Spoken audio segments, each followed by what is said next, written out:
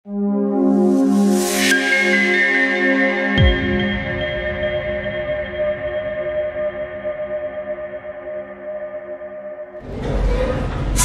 warahmatullahi wabarakatuh. Perkenalkan, kami calon guru penggerak angkatan 11 dari Kabupaten Gresik, Provinsi Jawa Timur. Dengan saya Zainal Abidin dari PT SD Negeri 32 Gresik, dan bersama rekan saya Ibu Mufidah dari SMK YPI Darussalam 2 Cermi. Saya Ibu Linda dari SMK YPI Darussalam 2 Cermi. Teman-teman semuanya, calon guru penggerak, di sini kami akan melaksanakan demonstrasi kontekstual modul 2.3, yaitu coaching supervisi akademik. Di sini kami terdiri dari yang pertama nanti akan dilakukan dalam proses sebagai pengamat, yang kedua sebagai coach, dan yang ketiga sebagai coaching. Mari kita saksikan. Baik Ibu, Assalamualaikum. Waalaikumsalam. Alhamdulillah, bagaimana kabarnya Ibu hari ini? Alhamdulillah luar biasa dan menyenangkan sekali. Alhamdulillah luar biasa.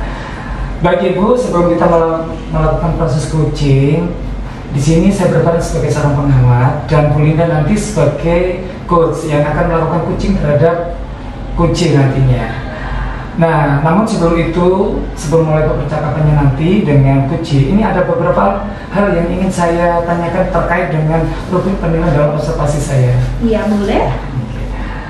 Jadi Ibu, nanti jadi Bu Linda nanti itu untuk rubrik penilaian yang akan menjadi acuan saya, itu adalah saya harapkan nanti dalam proses coaching nanti, dalam percakapan nanti, itu Ibu sudah memiliki prinsip dari seorang coach, yaitu yang pertama kemitraan, kemudian yang kedua proses kreatif, kemudian yang ketiga itu memaksimalkan potensi.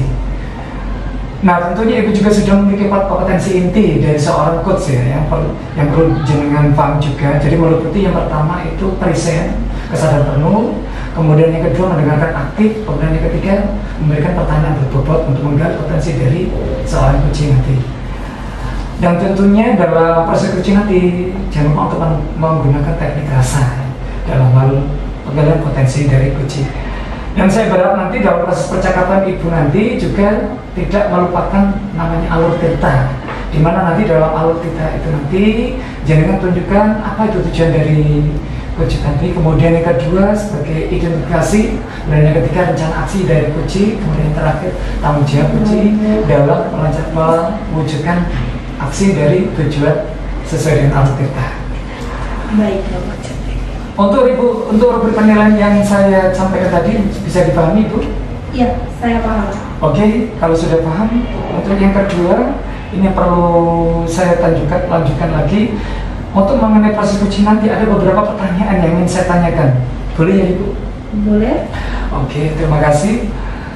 Kira-kira kompetensi coaching yang mana yang ingin Ibu kembangkan dalam proses percakapan nanti? Kompetensi coaching yang akan saya kembangkan dalam percakapan nanti Bapak, yaitu yang identifikasi. Karena nanti dengan identifikasi harapannya saya mampu untuk menggali lebih dalam apa yang terjadi pada si kucing itu tadi, dan kalau kita sudah tahu apa masalahnya, menggali lebih dalam, nanti harapannya coaching nanti akan bisa menemukan solusi dari apa yang dia hadapi sendiri. Oke, terima kasih. Kemudian untuk pertanyaan kedua, kira-kira bagian kompetensi yang mana yang secara spesifik?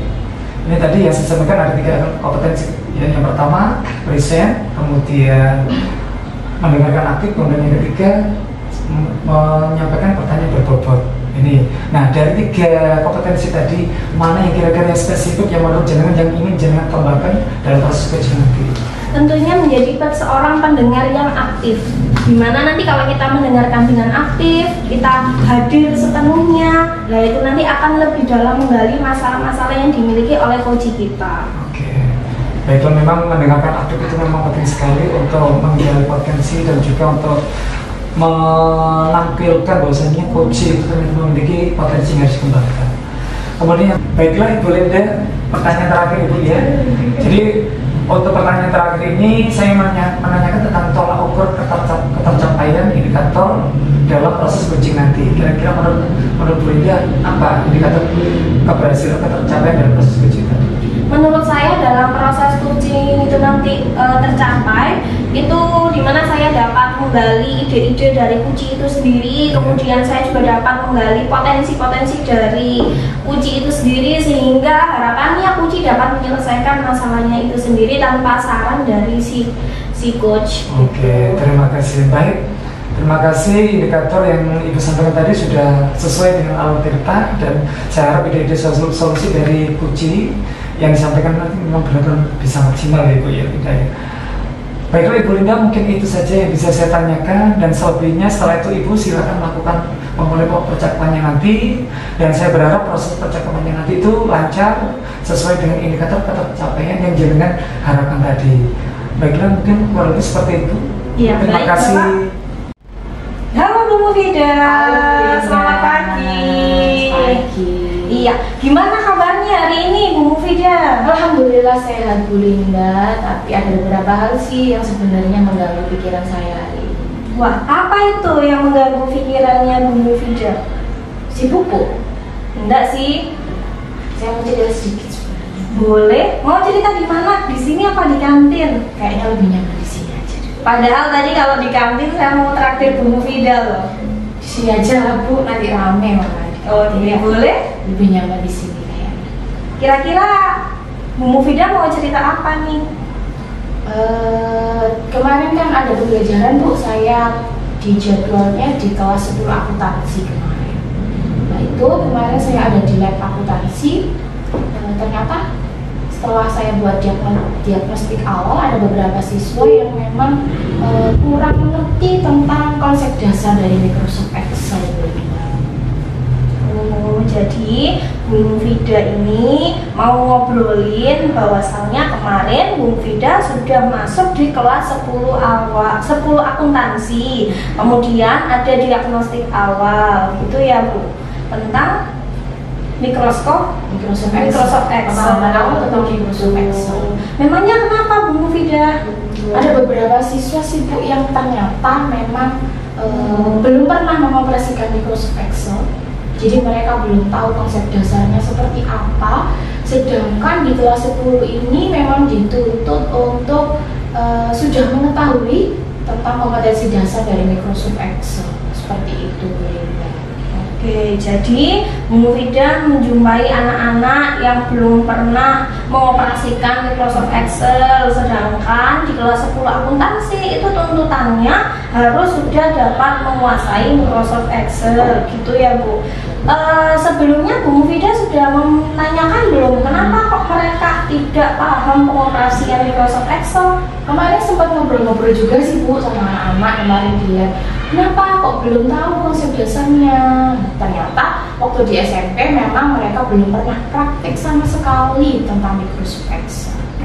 Jadi kenapa kok sampai nggak pernah nggak bisa Microsoft Excel? Karena memang dari SMP mereka belum pernah praktik ya Bu ya. Bagaimana Bu perasaan Bu Mufida ketika tahu, wah kok di kelas saya ada yang tidak bisa mengoperasikan Microsoft Excel ya? Tentunya saya bingung Bu yang pertama, karena perspektif saya di awal itu ini ya jangan langsung gitu Bu, karena apakah anak-anak itu kenapa kok nggak bisa, padahal menu copy, menu save, menyimpan itu kan konsep dasar ya Bu ya, harusnya mereka sudah menguasai. Ternyata sekelas membuka komputer saja mereka kurang paham, mereka belum tahu tentang itu. Makanya kemarin dia agak gaduh itu Bu, karena ada beberapa siswa yang memang membutuhkan bantuan ekstra tentang hal itu.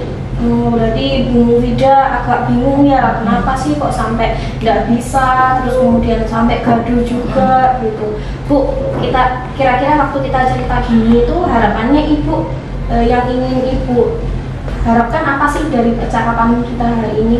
Pengennya sih saya bisa menemukan solusi sih Bu untuk mengatasi permasalahan saya, biar ke pelajaran spreadsheet ini berjalan dengan lancar gitu. Jadi semua anak itu sudah bisa menguasai konsep dasarnya, sehingga kita tinggal langsung jalan aja tentang pembelajaran selanjutnya seperti itu. Oh, berarti harapannya setelah percakapan ini bisa menemukan ya Bu ya solusinya gimana caranya anak-anak 10 akuntansi ini bisa lancar dalam mengoperasikan Microsoft Excel, kemudian bisa konsep-konsep dasarnya gitu ya. Kira-kira di masalah yang seperti itu kondisi ideal seperti apa sih Bu yang Ibu pengenkan ke depannya? Pengennya ya itu kita bisa jalan sama-sama sama anak-anak. Anak-anak bisa mengikuti apa yang saya sampaikan, memang konsep dasarnya mereka juga sudah paham, jadi kita tinggal menambah pengetahuan-pengetahuan baru yang memang sebenarnya harus mereka tahu. Dari skala 1 sampai 10 nih Bu, kira-kira berapa sih Bu nilainya saat ini tentang keterkaitan masalah Ibu ini?